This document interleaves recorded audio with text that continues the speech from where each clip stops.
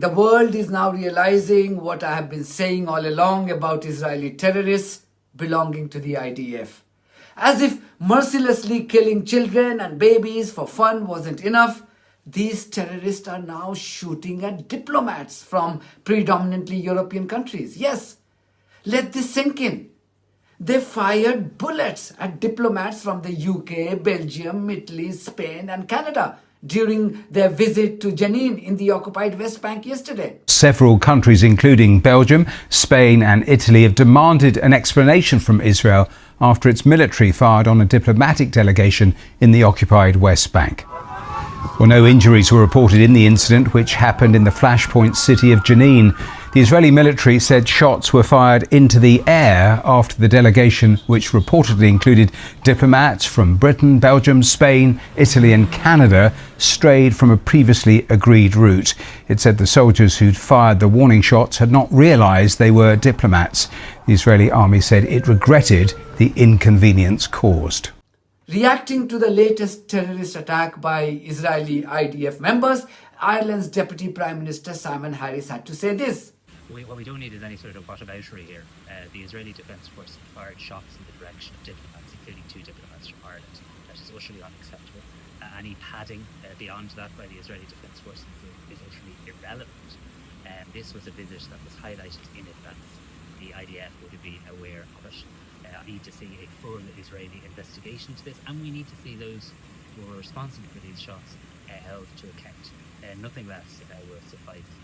This was an appalling action, and the latest in a series of intimidatory actions by the Israeli Defence Force. Can you imagine the audacity? The UK and Canada have actively participated in the Israeli genocide in Gaza and the occupied West Bank, and has always shielded the rogue regime of this settler colony from any international consequences. That's the reality. But even this loyalty could not protect their diplomats. That's what happens when you support a bunch of barbaric medieval gang whose only hobby is to slaughter children and babies. Up until now, I was the only journalist who said this from a public platform. Listen to Professor Paul Rogers from the University of Bradford, where he is an emeritus professor of peace studies. Even he said exactly the same, quoting an Israeli politician on BBC Radio 5 Live's Nikki Campbell show yesterday. Hey, but Professor Paul Rogers, speak to Nick in Oxford, Paul Rogers. Well, thanks very much, Nick, for coming on. I think it's an extraordinary position we're in at present. And I think the change in the stance of the British government in the past 48 hours has been notable. But I have to say, many people would argue that it has come very late in the day. And also, there is much more that could be done now. Symbolically, I think it would be possible to go for the recognition of the state of Palestine. Government talks about this, but doesn't actually do it. I think more significantly in some ways is the question of arms sales. Britain is quite a significant provider of all kinds of military services which are used in different ways by Israel, and that could cease. If you got those two things, which people might say would be symbolic, they would be significant, and I think they would add a lot to what is already going on. This is a terribly difficult position, and you have very strong views right across the borders. But I think essentially we are seeing a change in attitude across many countries. And I note, in fact, it was one of the Israeli sort of middle parties who's actually pointed out that Israel itself is now becoming a pariah nation. And to quote from the leader, that kills babies as a hobby. It's an extraordinary thing to say from within Israel. And I think one has to recognize there's a real turmoil in Israeli politics at present. Listen to Nick from Oxford, a surgeon who shut up a British rabbi for saying that all those thousands of innocent people slaughtered by Israeli terrorists were incidental killings. And Nick, you say genocide, Nick, do you? Yeah, I mean, I'd like to totally refute the suggestion this is incidental killing of children and women. What we are seeing in the media at the moment is a sort of the tip of the iceberg to what those of us who have been in Gaza have actually seen. 70% of the patients I have seen killed and that I've operated on and treated have been women and children. I have seen so many small children who have been killed. that this notion that it's incidental killing has no credibility whatsoever. I've seen children who've been deliberately shot in the head. I've seen children, small toddlers, who've been shot in the chest, shot in the abdomen. These are not incidental killings. There is a clear, mass, indiscriminate killing of children and women. And this notion that what choice do they have when they're trying to eliminate Hamas and they have to kill civilians, or the suggestion that is the case, again, I would completely refute that. I was in Gaza many times during the last 18 months, but I was there in May 2023 before the October the 7th onslaught. And I witnessed with my own eyes then the last major aerial bombardment on Gaza City before October the 7th. And I saw with my own eyes how sophisticated the targeting from the Israeli military could be. I witnessed with my own eyes them taking out single rooms, single floors in buildings where they were targeting specific people they wanted to from Islamic Jihad. So we know how targeted their attacks can be. And what we've witnessed in the last 18 months is the complete opposite to that, with the widespread destruction of whole communities, whole towns, whole settlements, whole camps. And by the way, Nikki Campbell yesterday was a lot better while conducting another debate on the Gaza situation. Perhaps he had watched my video. This is the power of public-spirited journalism and independent media.